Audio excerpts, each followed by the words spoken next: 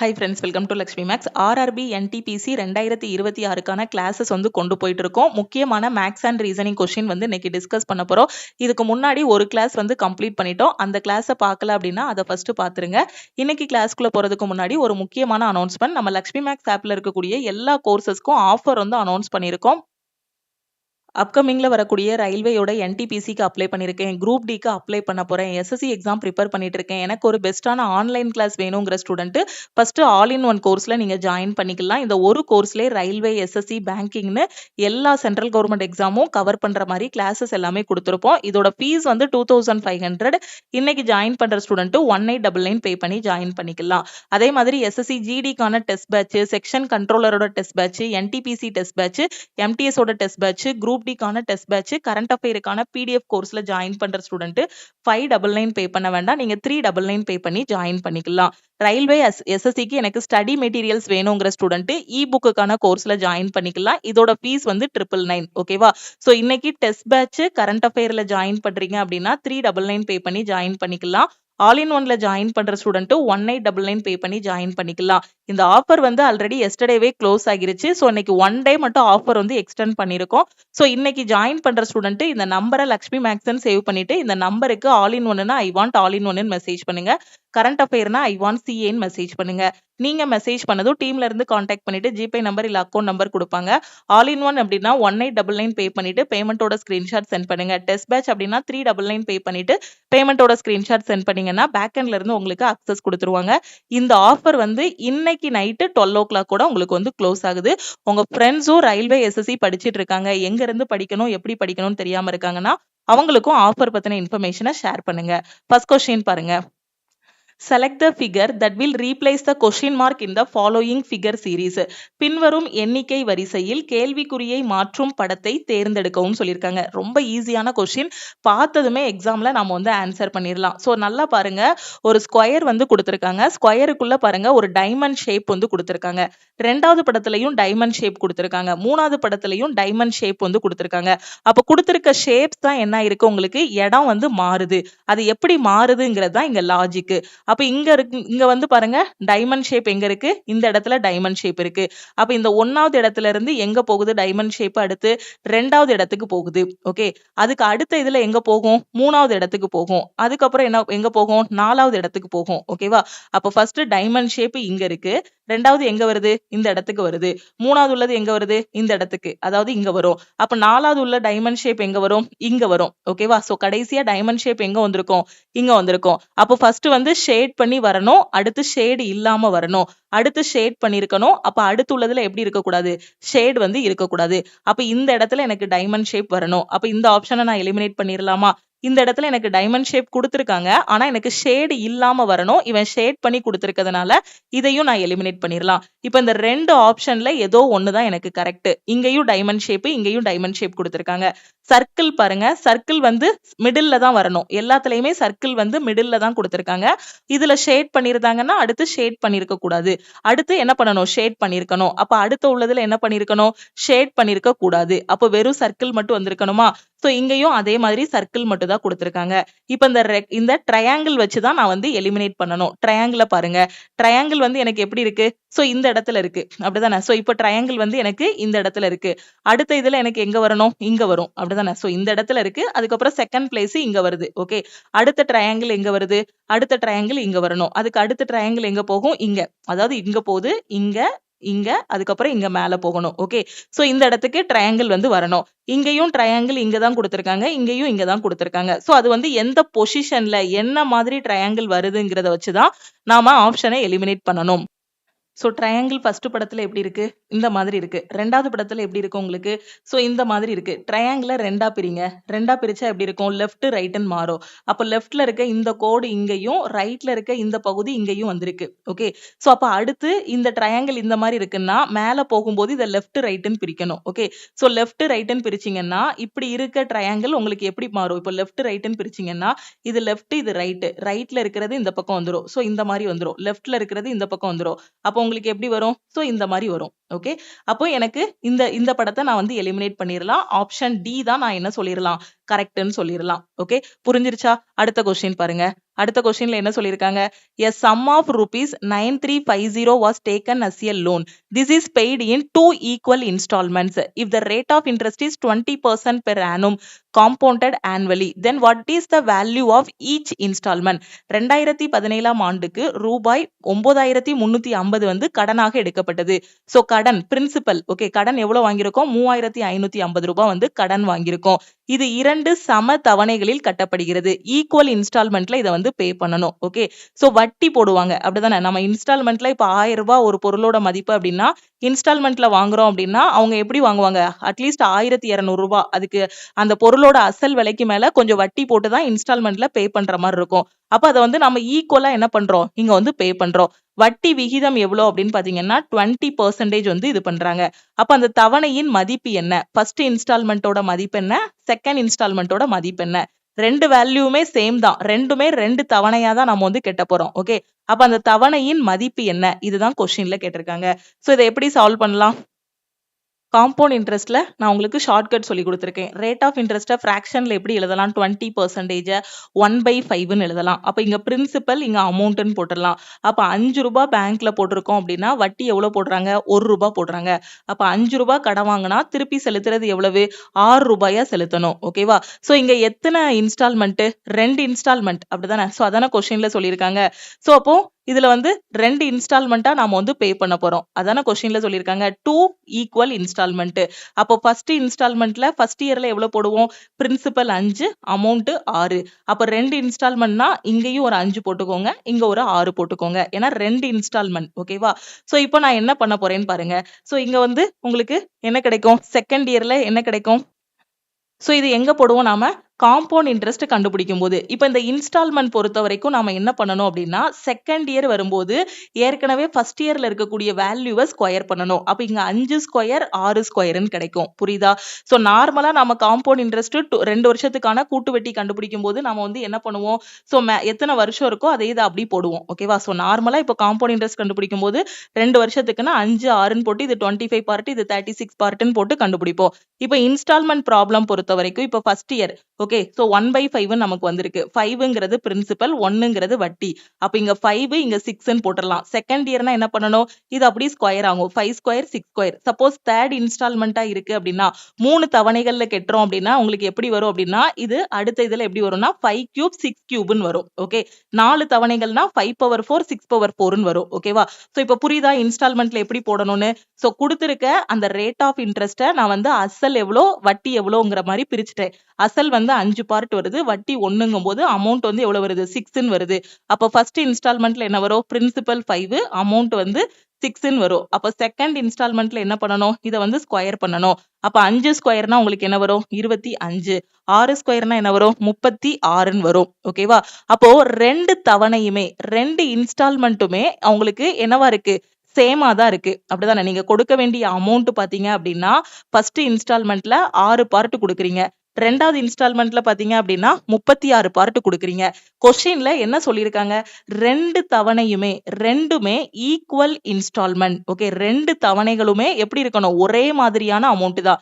First தவணையில 2000 ரூபாய் கொடுக்குறீங்க அப்படின்னா ரெண்டாவது இன்ஸ்டால்மெண்ட்லயே பாத்தீங்கன்னா 2000 ரூபாய். ஓகேவா, சோ புரியுதா, அப்போ ஃபர்ஸ்ட் தவணையில 2000 ரூபாய்னா ரெண்டாவது தவணையிலையும் பாத்தீங்கன்னா 2000 ரூபாய் தான் கொடுக்க போறீங்க. அப்ப ஈக்குவல் இன்ஸ்டால்மெண்ட். இப்போ ஃபர்ஸ்ட் இன்ஸ்டால்மெண்ட்ல 6 ரூபாய் பே பண்றீங்க, ரெண்டாவது இன்ஸ்டால்மெண்ட்ல என்ன இருக்கு, 36ன்னு இருக்கு. ஆனா நமக்கு ரெண்டுமே எப்படி இருக்கணும், ஈக்குவலா இருக்கணும். அப்ப இது ரெண்டையும் சமப்படுத்தலாமா, அப்ப 6 இங்க 36ன்னு இருக்கு, அப்ப சமப்படுத்தணும். அப்ப 6க்கும் 36க்கும் எல்சிஎம் எடுத்தா என்ன வரும், 36. அப்ப இத 36ஆ மாத்தணும்னா இத ஃபுல்லா எதால மல்டிப்ளை பண்ணணும், 6ஆல மல்டிப்ளை பண்ணணுமா. அப்ப இத 36ஆ மாத்தணும்னா இத ஃபுல்லா எதால மல்டிப்ளை பண்ணணும், 1ஆல மல்டிப்ளை பண்ணணும். அப்ப உங்களுக்கு என்ன கிடைக்கும், இத 6ஆல மல்டிப்ளை பண்ணீங்க அப்படின்னா 5 6 30, 6 6 36ன்னு இருக்கும். இது பிரின்சிபல், இது அமௌண்ட், அதாவது இன்ஸ்டால்மெண்ட். அப்புறம் இங்க என்ன இருக்கும், 25 into 1 25, 36 into 1 என்ன வரும், 36ன்னு கிடைக்கும். அப்ப இன்ஸ்டால்மெண்ட் என்னன்னு கிடைச்சிருது உங்களுக்கு, இன்ஸ்டால்மெண்ட் வந்து 36 பார்ட்னு கொண்டு வந்தாச்சு. ஓகே, அப்ப இது ஃபர்ஸ்ட் இன்ஸ்டால்மெண்ட், இது செகண்ட் இன்ஸ்டால்மெண்ட். புரியுதா, அப்போ எனக்கு ஃபர்ஸ்ட் இதுல பிரின்சிபல் வந்து உங்களுக்கு என்ன வருது, 30. ஃபர்ஸ்ட் இன்ஸ்டால்மெண்ட்ல அசல் எவ்வளவு, 30 + 25 55. அப்போ எனக்கு டோட்டலா இங்க என்ன வருது 36 பிளஸ் 36 72ன்னு கிடைக்கும். ஓகே, சோ புரியுதா நான் என்ன சொல்றேங்கிறது புரியுதா? ரொம்ப சிம்பிளான கொஸ்டின். நான் இன்னும் ஒரு டைம் எக்ஸ்பிளைன் பண்றேன்.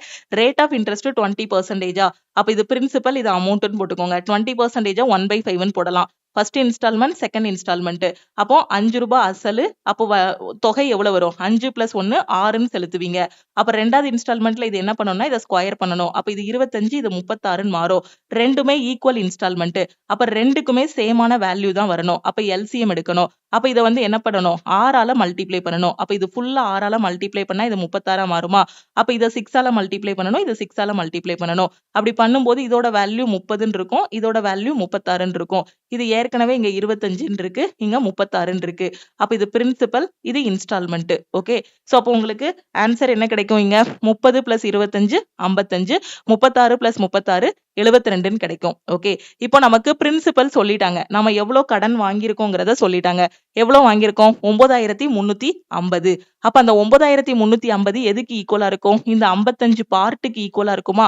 அப்ப 55 பார்ட் வந்து 9350 இருந்துச்சு அப்படின்னா நாம எத்தனை பார்ட் கண்டுபிடிக்கணும்? 1 பார்ட்டுக்கு என்னன்னு கண்டுபிடிக்கணும். ஓகே, சோ 1 பார்ட்டுக்கு என்னன்னு கண்டுபிடிங்க. சோ 9350 55. ஓகே, இல்லனா 11ஆ வைப்பாடுல கட் பண்ணுங்க ஃபர்ஸ்ட். சோ 5 11 55, 8 11 88, 5 11 55, சோ 17 5 85, 170ன்னு கிடைக்கும். அப்போ 1 பார்ட் வந்து உங்களுக்கு எவ்வளவு? 117 கிடைக்கும். இப்போ உங்களுக்கு என்ன கேட்டிருக்காங்க? அந்த இன்ஸ்டால்மெண்ட் வேல்யூ என்னன்னு கேட்டிருக்காங்க. அப்போ ஃபர்ஸ்ட் இன்ஸ்டால்மெண்ட்ல எவ்வளவு பார்ட் செலுத்துவீங்க? 36 பார்ட். ரெண்டாவது இன்ஸ்டால்மெண்ட்ல எவ்வளவு செலுத்துவீங்க? 36 பார்ட். அப்போ இன்ஸ்டால்மெண்டோட மதிப்பு தான் கேட்டிருக்காங்க. அப்ப அந்த தவணையோட வேல்யூ எவ்வளவு வரும்? 36 பார்ட். 1 பார்ட் 170னா 36 பார்ட்டுக்கு என்ன வரும்? 36 into 117 போடணும். சோ 36 into 17 மல்டிப்ளை பண்ண என்ன கிடைக்கும்? 6 7 42, 21 27 27, சோ 27 ஒரு 4 31, சோ 3 3 6. அப்ப 6120ன்னு கிடைக்கும். அப்ப 6120 ரூபாய் வந்து பே பண்ணுவீங்க. அப்போ ஃபர்ஸ்ட் தவணையில எவ்வளவு ரூபாய் பே பண்ணுவீங்க? 6120 ரூபாய். ரெண்டாவது தவணையிலையும் 36 பார்ட் தான், 6120 ரூபாய்.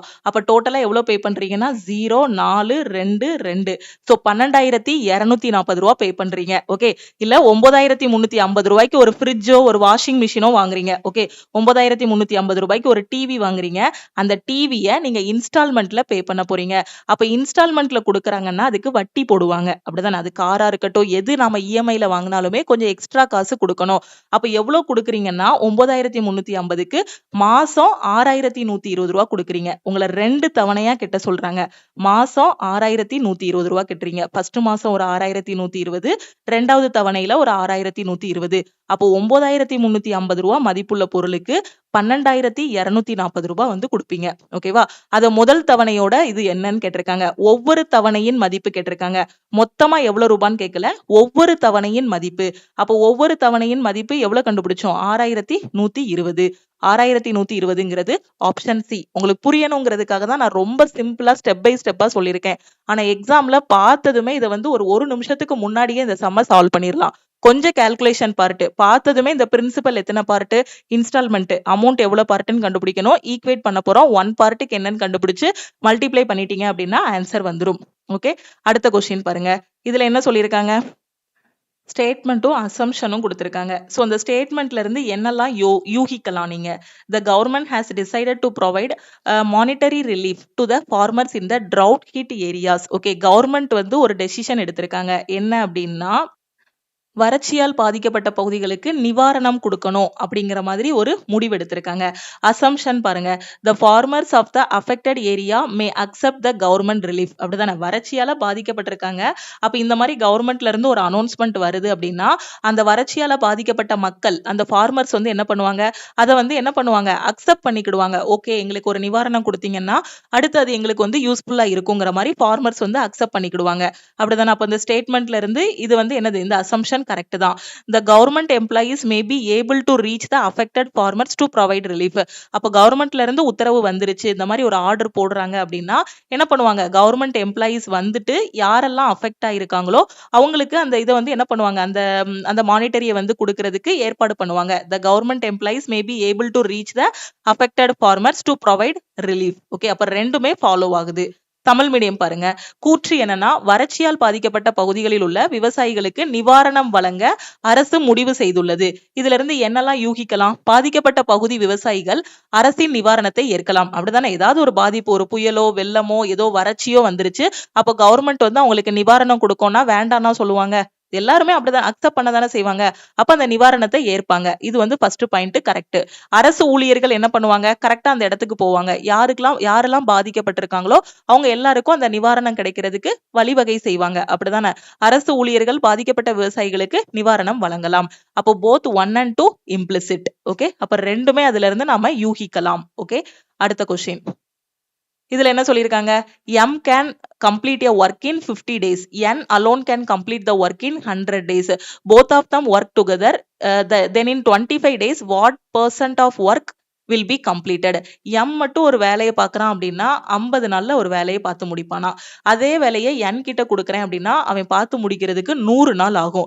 ரெண்டு பேரும் சேர்ந்து வேலை பார்த்தாங்கன்னா 25 நாட்களில் 25 நாள் வேலை பார்க்கறான். ஓகே, ரெண்டு பேரும் சேர்ந்து வேலை பார்க்க போறாங்க. எம்மும் என்னும் வேலை பார்க்க போறாங்க. எத்தனை நாள் அப்படின்னா 25 டேஸ் மட்டும் தான் வேலை பார்க்க போறாங்க. ஓகே, அப்ப அந்த 25 டேஸ்ல எவ்வளவு பெர்சன்டேஜ் ஒர்க் வந்து கம்ப்ளீட் ஆயிருக்கும்? ஓகே, சோ இதுதான் கொஸ்டின். அப்போ M வந்து 50 நாள்ல முடிக்கான், N வந்து 100 டேஸ்ல முடிக்கான். இது ரெண்டுக்கும் LCM எடுத்தோம்னா என்ன வரும்? 50க்கும் 100க்கும் LCM 100. ஓகே, இதை தான் நம்ம என்ன சொல்லுவோம்? மொத்த வேலை அப்படின்னு சொல்லுவோம். டோட்டல் ஒர்க்னு சொல்லுவோமா? ஓகே, ஆல் இன் ஒன் கோர்ஸ்ல உங்களுக்கு நான் சொல்லி கொடுத்துருக்கேன். அப்ப இதை வந்து நம்ம 100ஆ மாத்தணும்னா எதால மல்டிப்ளை பண்ணணும்? 2ஆல மல்டிப்ளை பண்ணணும்.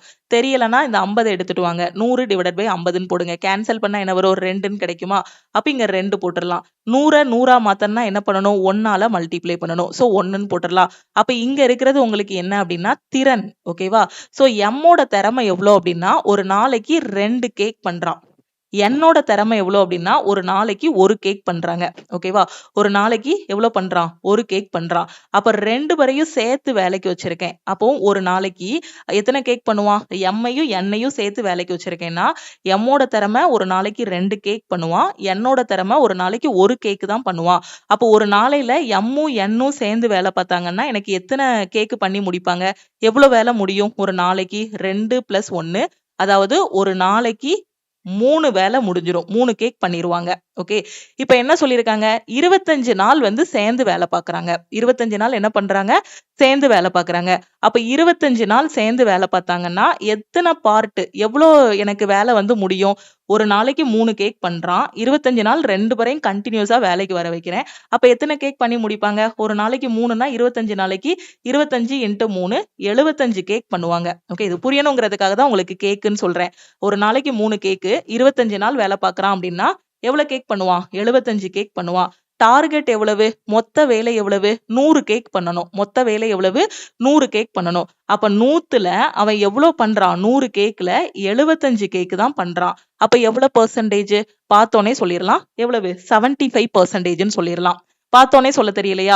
மொத்தம் 100 கேக்கு, 100ல 75 கேக் தான் பண்றான். பெர்சன்டேஜ் கேட்டிருக்காங்க. அப்போ பெர்சன்டேஜ்னா இன்ட்டு 100ன்னு போடணும். 100 கேன்சல் ஆகிரும். அப்ப 75%ன்னு நமக்கு தெரியும். 100க்கு 75 நாளே நமக்கு பார்த்தோன்னே சொல்லிடலாம். அது எவ்வளவு? 75%ன்னு. புரியுதா? அப்போ ஒரு நாளைக்கு 3 கேக் பண்ணுவான். 25 நாள் 2 பேரையும் சேர்த்து வேலைக்கு வச்சேன்னா 25 × 3 75 கேக் பண்ணுவாங்க. அப்ப இந்த மொத்தம் டார்கெட் எவ்வளவுனா 100 கேக்கு. 100க்கு 75 தான் பண்ணி முடிச்சிருக்கானா எவ்வளவு பெர்சன்டேஜ் வேலை முடிஞ்சிருக்கு? 75% முடிஞ்சிருக்கு. 75ங்கிறது ஆப்ஷன் சி. அடுத்த கொஸ்டின். ஓகே, இந்த 4ல எது ஆட் ஒன் அவுட்னு கண்டுபிடிக்கணும். அதுதான் இங்க வந்து டீடைல்டா வந்து உங்களுக்கு கொடுத்திருக்காங்க. ஓகேவா? சோ இந்த இன்ஸ்ட்ரக்ஷனை நான் சுருக்கமா சொல்றேன். 4ல எது ஆட் ஒன் அவுட்னு கண்டுபிடிக்கணும். 4 பேருமே ஏதோ ஒரு லாஜிக்கை வந்து ஃபாலோ பண்றாங்க. அதுல 3 பேர் வந்து சேம் லாஜிக் ஃபாலோ பண்றாங்க. 3 ஆப்ஷன். ஒன்னு மட்டும் உங்களுக்கு என்னவா இருக்கும்னா வித்தியாசமா இருக்கும். அவன் தான் odd one out. Okay, so இங்க 12 50ஆ மாத்தணும்னா எப்படி யோசிக்கலாம்? 12 × 4 48. அப்ப இத 4ஆல பெருக்கி 2 ஆட் பண்ணேன் அப்படின்னா எனக்கு என்ன கிடைக்கும்? 50 கிடைக்கும். 12 50ஆ மாத்தணும்னா வழி என்ன இருக்கு? 12 × 4 + 2 போடலாம். இப்ப 8 36ஆ மாத்தணும்னா என்ன வழி இருக்கு? 8 4ஆல பெருக்கி என்ன பண்ணலாம்? 8 4 32 பிளஸ் 4ன்னு போடலாம். எனக்கு என்ன கிடைச்சிரும்? 36 கிடைச்சிரும். 10 44ஆ மாத்துறதுக்கு நான் என்ன பண்ணலாம்? 10 4ஆல பெருக்கி 4 ஆட் பண்ணேன் அப்படின்னா 44 ஆகிரும். 18 76ஆ மாத்தணும்னா 18 4ஆல பெருக்கி 4 ஆட் பண்ணேன் அப்படின்னா 76ஆ மாறிரும். ஏன்னா 18 4 72ன்னு தெரியும். இவங்க 3 பேரையும் நல்லா பாருங்க.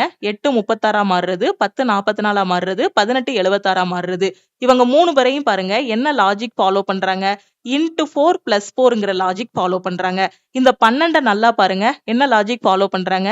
இன்டு 4 லாஜிக் ஃபாலோ பண்றாங்க. ஆனா பிளஸ் 4 இல்ல என்னது பிளஸ் 2 ஃபாலோ பண்றாங்க. அப்ப இதுதான் நமக்கு என்ன சொல்லிடலாம்? ஆட் ஒன் அவுட்னு சொல்லிடலாம். ஓகேவா? மத்த எல்லாரோட லாஜிக்கும் correct. Into 4 plus 4 into 4 plus 4 into 4 plus 4 logic கரெக்டா ஒர்க் அவுட் ஆகுது. ஒரே ஒருத்தர் மட்டும் அப்படி ஃபாலோ பண்ணல. அந்த 12 to 50. அப்ப இதுதான் நாம ஆட் ஒன் அவுட்னு சொல்லிடலாம். அடுத்த கொஸ்டின். மிரர் இமேஜ்ல உள்ள கொஸ்டின் கேட்டிருக்காங்க. சோ இந்த படத்தை கொண்டு போய் கண்ணாடியில பாக்குறீங்க. கண்ணாடி எப்படி வச்சிருக்கீங்கன்னா இந்த மாதிரி கீழே வச்சிருக்கீங்க. ஓகே, நான் இன்ஸ்ட்ரக்ஷன் ஒரு டைம் உங்களுக்கு ரீட் பண்ணிடுறேன். சோ இன்ஸ்ட்ரக்ஷனை நல்லா ரீட் பண்ணிக்கோங்க இந்த கொஸ்டின்ல. If a mirror is placed on the line AB, out of the option figures, which figure will be the right image of the question figure? AB என்ற கோட்டில் ஒரு கண்ணாடி வைக்கப்பட்டால், ஏபி இருக்கு இல்லையா, அதுதான் உங்களுக்கு என்ன அப்படின்னா மிரர். ஓகே, சோ இந்த இடத்துல ஒரு கண்ணாடி வச்சிருக்கோம். விருப்பப்படங்களில் எந்த உருவம் கேள்வி படத்தின் சரியான பிம்பமாக இருக்கும்? ஓகே, சோ இந்த படத்துல கீழே ஒரு கண்ணாடியை வச்சுட்டு பாக்குறீங்க. அப்படி பார்க்கும்போது இங்க வந்து இதான் படம், இதுக்கு கீழே ஒரு கண்ணாடி வச்சிருக்கீங்க. கண்ணாடியில பார்க்கும்போது இது எப்படி தெரியும்? நான் ஏற்கனவே உங்களுக்கு சொல்லியிருக்கேன். கண்ணாடி பொறுத்த வரைக்கும் இந்த பக்கம் வச்சிருக்கோம் அப்படின்னா உங்களுக்கு எப்படி போகும்? லெஃப்ட்ல உள்ளது ரைட்டுக்கும், ரைட்ல உள்ளது லெஃப்ட்டுக்கும் போகும். கண்ணாடிய இங்க ஒரு படம் வச்சிருக்கேன். ஓகே, இங்க ஒரு கண்ணாடி வச்சிருக்கேன் அப்படின்னா இப்படி கண்ணாடி வச்சிருந்தேன் அப்படின்னா எனக்கு எப்படி போகும்? லெஃப்ட்ல உள்ளது ரைட்டுக்கும், ரைட்ல உள்ளது லெஃப்ட்டுக்கும் வரும். அதே கண்ணாடியை நான் கீழே வைக்கிறேன். ஓகே, இங்க வைக்கிறதுக்கு பதிலா நான் இங்க வைக்கிறேன் அப்படின்னா எனக்கு எப்படி வரும்? மேல இருக்கிறதெல்லாம் கீழே வரும், கீழே இருக்கிறதெல்லாம் மேல போகும். ஓகே, கண்ணாடியை கீழே வச்சிட்டோம் அப்படின்னா என்ன டெக்னிக் போயிடணும்? வாட்டர் இமேஜ் டெக்னிக் போயிடணும். அப்ப மேல இருக்க லெட்டர்ஸ் எல்லாம் கீழே வரும், கீழே இருக்கிறதெல்லாம் மேல வரும். அப்ப மிடில்ல இருக்கிறது எங்க மேம் போகும் அப்படின்னு கேட்டீங்கன்னா மிடில்ல இருக்கிறது உங்களுக்கு எங்கேயும் போகாது, அப்படியே அங்கேயே தான் இருக்கும். மிடில்ல இருக்கிறது அந்த இடத்துல தான் இருக்கும், பொசிஷன் மாறாது. ஓகே, இப்போ உங்களுக்கு நல்லா கவனிங்க. இங்க வந்து என்ன இருக்கு? எஸ் இருக்கு. கண்ணாடியை இங்க வச்சிட்டோம்னா மேல இருக்க எஸ் எங்க வந்துரும்? கீழே வந்துரும். அது மட்டும் இல்லாம அந்த லெட்டர்ஸ் எப்படி தெரியும்னா தலைகீழ தெரியும். ஓகே, லெட்டர்ஸ் எல்லாமே எப்படி மாறும்? தலைகீழ. ஓகே, கண்ணாடியை இங்க வச்சிட்டோம்னா நீங்க இதை மிரர் இமேஜ் டெக்னிக்னே யோசிக்க வேண்டாம், வாட்டர் இமேஜோட டெக்னிக் மாதிரி யோசிச்சா போதும். அப்ப மேல இருக்கிறதெல்லாம் கீழையும், கீழே இருக்கிறதெல்லாம் மேலையும் போகும். அது மட்டும் இல்லாம லெட்டர்ஸ் எல்லாம் எப்படி இருக்கும்? தலைகீழ வரும். அப்ப எஸ் இப்படி இருக்கு, இப்படி இருக்க எஸ் தலைகீழ வரும்போது எப்படி வரும் உங்களுக்கு? இந்த மாதிரி மாறுமா? அப்ப இந்த எஸ் பாருங்க, அதே மாதிரி அப்படியே கொடுத்திருக்காங்க. அதே எஸ் வராது, தலைகீழ தெரியும். நீங்க தண்ணியில போய் பாக்கீங்க அப்படின்னா எப்படி தெரியும்? தலைகீழ தானே தெரியும். அப்ப இது வந்து நான் என்ன சொல்லிடலாம்? எலிமினேட் பண்ணிடலாம். அப்ப இங்க எஸ் கரெக்டா இருக்கு, இங்க எஸ் கரெக்டா இருக்கு, இங்க எஸ் கரெக்டா இருக்கு. அடுத்து எஃப். எஃப் இப்படி இருக்கிறது எனக்கு கண்ணாடியில அதாவது கண்ணாடியை இங்க வச்சு பார்க்கும்போது எனக்கு என்ன மாதிரி தெரியும்? இந்த மாதிரி மாறுமா? தலைகீழ மாறிடுமா? சோ இப்படி இருக்க எஃப், இப்படி இருக்க எஃப் தலைகீழ மாறிச்சுன்னா இந்த மாதிரி வரும். அப்ப இங்க கரெக்டா இருக்கு. ஆனா இங்க வந்து இங்கேயும் கரெக்ட், இங்கேயும் கரெக்ட். ஓகே, அதையும் விட்டுறலாம். ஏன்னா இது எஃப்பும் கரெக்டா தான் இருக்கு. 5 வந்து உங்களுக்கு எப்படி இருக்கு? சோ இந்த மாதிரி இருக்கு. இப்படி இருக்க 5 மேல போகும்போது அப்படி தலைகீழ மாறும். அப்படிதானே? தலைகீழ மாறும், லெஃப்ட் ரைட் எதுவும் மாறாது. அப்ப தலைகீழ மாறும்போது உங்களுக்கு எப்படி வரும்? அந்த 5 வந்து எப்படி வரும்? இந்த மாதிரி மாறும். இப்படி இருக்க 5 அப்படி மேல அப்படி நிமிக்குறோம். ஓகே, அப்படி தலைகீழ போகுது. ஓகே, இத தலைகீழ போடும்போது உங்களுக்கு இப்படி வராது, இந்த மாதிரி வராது. சோ இந்த மாதிரி வரும். ஓகே, சோ அப்படி வரும்போது 5 பாத்தீங்கன்னா 3லயுமே சேமா தான் இருக்கு. ஆப்ஷன் எலிமினேட் பண்ண முடியாது. 9 வந்து தலைகீழ போச்சுன்னா எப்படி மாறும்? 6ஆ மாறும். அப்படிதானே? 9 வந்து எப்படி மாறும்? 6ஆ மாறும். இந்த மாதிரி மாறும். ஓகே, அப்போ 9 வந்து மேல போயிரும். சோ அவங்களுக்கு இங்கேயும் 6 கரெக்டா தான் கொடுத்துருக்கு. இங்க வந்து இங்க பாருங்க, இங்க வந்து என்ன கொடுத்திருக்காங்க? ஆர். ஓகே, சோ நல்லா கவனிங்க. இங்க 9 இருக்கு. 9 வந்து உங்களுக்கு எங்க போகணும்? மேல போகணும். சோ அப்போ இங்க 6, இங்க 6, இங்க 6 கரெக்டா தான் கொடுத்திருக்காங்க. ஆர். ஆர் வந்து பாருங்க நல்லா, ஆர் இப்படி இருக்கு. சோ அது வந்து எங்க வந்துரும்? கீழே வந்துரும். கீழே வர ஆர் வந்து எப்படி வரணும்? தலைகீழ வரணும். அப்ப தலைகீழ வந்துச்சுன்னா உங்களுக்கு இப்படி வந்திருக்கும். ஓகே, சோ இப்படி இருக்க ஆர் வந்து இந்த மாதிரி வரணும். சோ இங்க ஆர் தப்பா கொடுத்திருக்காங்களா? இங்க ஆர் தப்பா கொடுத்திருக்காங்க பாருங்க. எப்படி வரணும்? சோ இந்த மாதிரி வரணும். சோ இங்க கரெக்டா இருக்கு. அப்போ ஆப்ஷன் பியும் செக் பண்ணணும். அடுத்து ஆப்ஷன் ஏயும் நாம வந்து என்ன பண்ணணும்? செக் பண்ணணும். ஓகேவா? சோ இப்போ வேற என்ன மிஸ்டேக்ஸ் இருக்கு? ஓகே, அடுத்து இங்க ஏ இருக்கா? சோ மத்தது ஏ மட்டும் தான் இருக்கு. மேல இருக்க ஏ வந்து கீழே வரணும். சோ இங்கேயும் கீழே வந்திருக்கு. அந்த ஏ அந்த கோடு வந்து மிடில் இருக்கு. ஸோ அந்த கோடு அப்படி வந்துருச்சு. அடுத்து இந்த ட்ரையாங்கிள் வந்து இப்படி இருக்க ட்ரையாங்கிள் மேலே போகும்போது இந்த மாதிரி மாறிடும். இதுவும் கரெக்டாக தான் இருக்கு. ஸோ மைன்யூட்டா பாருங்க, இந்த இடத்துல மட்டும்தான் மிஸ்டேக்ஸ் இருக்கு. இப்படி இருக்கிறது ஓகே. ஸோ இப்படி இருக்கு ஓகே. ஸோ இப்படி இருக்கிறது உங்களுக்கு எப்படி வரும்? இங்க கீழே இருக்கு. இந்த கோட்டுக்கு கீழே இருக்கிறது எங்க போயிரும்? கோட்டுக்கு மேல போயிரும். ஸோ கோட்டுக்கு மேல போயிரும். அதுக்கப்புறம் அந்த லைன் பாருங்க, இப்படி பார்க்க இருக்கிற லைனு உங்களுக்கு எங்க மாறும்? இந்த பக்கமா மாறும் மேல போகும்போது. ஓகே. ஸோ இங்க வந்து அப்படியே அதே மாதிரியே அப்படியே கொடுத்துருக்காங்க. மேல போயிட்டு அதே இடத்துல இருந்து ஆரம்பிக்கிற மாதிரி கொடுத்துருக்காங்க. ஏன்னா இது தலைகீழ போகும்போது உங்களுக்கு எங்க வந்துரும்? லைன் வந்து இங்க வந்துரும். அப்ப ஆப்ஷன் ஏயும் எலிமினேட் பண்ணிடலாம். ஆப்ஷன் பி தான் நாம வந்து என்ன சொல்லிடலாம்? கரெக்ட்னு சொல்லிடலாம். இந்த ஒரு இடத்துல மட்டும்தான் இது ரெண்டுக்கும் டிஃபரன்ஸ் இருக்கு. அதுவும் அந்த அது கீழே இருக்கிறதெல்லாம் மேல கொண்டு போயிட்டாங்க. இப்படி பார்க்க போட வேண்டிய கோட இப்படி போட்டதுனால இது வந்து தப்பு. ஆப்ஷன் ஏ வந்து. சோ ஆப்ஷன் பி தான் கரெக்ட்னு சொல்லிடலாம். ஓகே. அடுத்த கொஸ்டின். இந்த கொஸ்டின்ல பாருங்க 9 into x square into 5 square equal to 625 அப்படின்னா 3x plus 5 ஓட வேல்யூ என்னன்னு கேட்டிருக்காங்க. ரொம்ப ஈஸி. இதுல இருந்து x ஃபர்ஸ்ட் கண்டுபிடிங்க. 9 into x square into 5 square equal to 625 இருக்கா. சோ இப்போ நாம என்ன பண்ணலாம்? 5 ஸ்கொயர்ங்கிறது எத்தனை? 25 அப்படிதானே. அப்ப இதையும் கட் பண்ணி இதை 25 மாத்திரலாமா? புரியுதா நான் என்ன சொல்றேன்னு? 9 into x ஸ்கொயர். ஓகே. இல்லனா என்ன பண்ணுங்க? x ஸ்கொயரை மட்டும் இங்க வச்சுட்டு இந்த நம்பர்ஸை கீழே கொண்டு போயிருங்க. x square equal to 625. இங்க பெருக்கல்ல இருக்கிறது கீழே வரும்போது வகுத்தலா மாறும். 9 into 5 ஸ்கொயர்னு மாறும். ஓகே. இப்போ நம்ம என்ன பண்ண போறோம்? x ஸ்கொயர் equal to 625 அப்படி இருக்கட்டும். 9 into 5 ஸ்கொயர் எத்தனை? 25 அப்படிதானே. அப்ப 25ன்னு எழுதிக்கலாம். ஓகே. சோ இப்ப கட் பண்ணலாமா? இப்ப கட் பண்ண என்ன வரும்? 25 625ன்னு தெரியும். அப்ப 25/9 கிடைக்கும். அப்ப x ஸ்கொயரோட வேல்யூ 25/9 அப்படின்னா x ஓட வேல்யூ என்ன வரும்? √25/9 இருக்கும். அப்ப x ஓட வேல்யூ என்ன வரும்? 5/3 கிடைக்குமா? புரியுதா?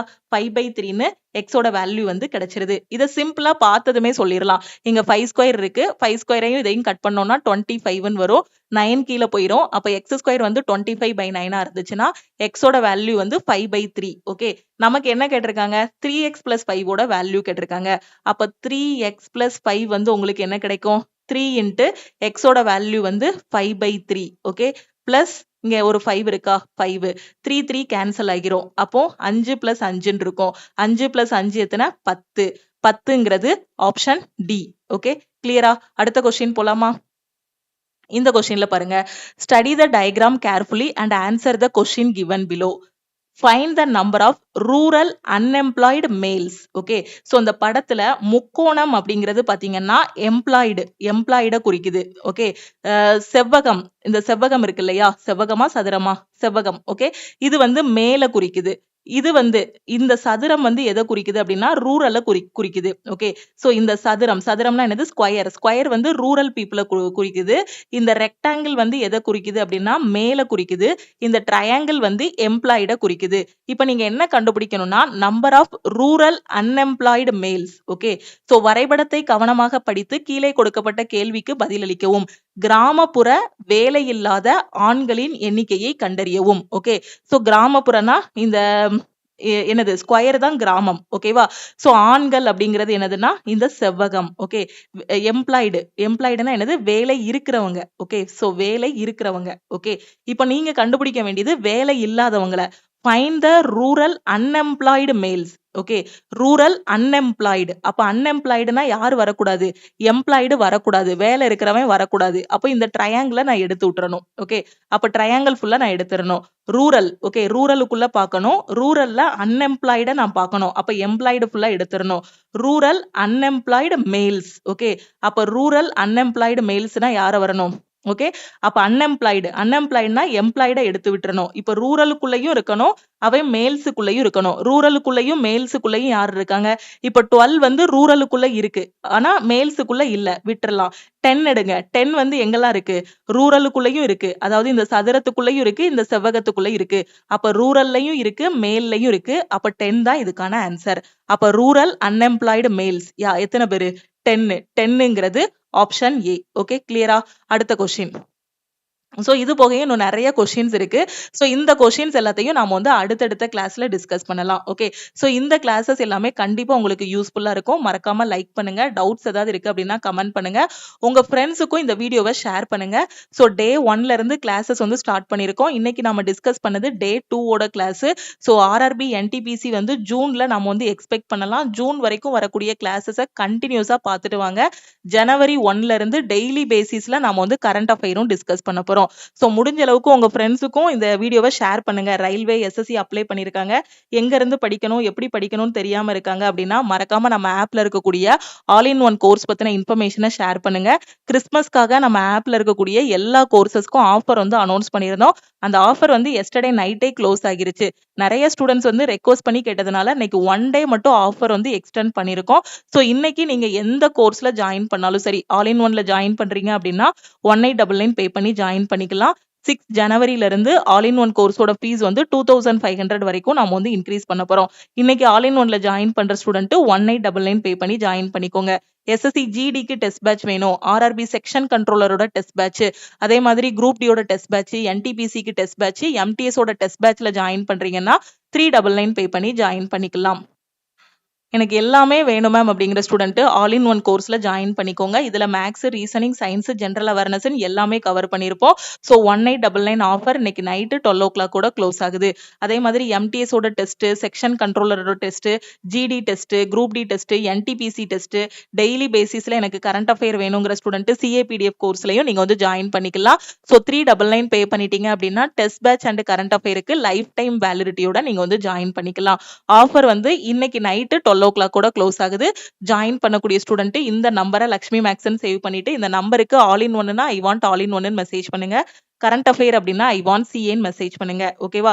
ஸோ ஆப்ல போய் டைரக்டா நீங்க பே பண்ண வேண்டாம். ஆப்ல ஆல் இன் ஒன் கோர்ஸோட ஃபீஸ் வந்து 2500 இருக்கும். டீமுக்கு கான்டாக்ட் பண்ணிட்டீங்கன்னா நீங்க ஆஃபர் பிரைஸ்ல ஜாயின் பண்ணிக்கலாம். வேற எதுவும் டவுட்ஸ் இருக்குனாலும் இந்த நம்பருக்கே நீங்க கால் பண்ணியோ வாட்ஸ்அப் பண்ணியோ கேட்டுக்கோங்க. நம்ம லக்ஷ்மி மேக்ஸோட டெலிகிராம் சேனல் அண்ட் குரூப்ல ஜாயின் பண்ணல அப்படின்னா டெலிகிராம் சேனல் அண்ட் குரூப்லயும் ஜாயின் பண்ணிக்கோங்க. இன்ஸ்டாகிராம்லயும் லக்ஷ்மி மேக்ஸை ஃபாலோ பண்ணிக்கோங்க. தேங்க்யூ.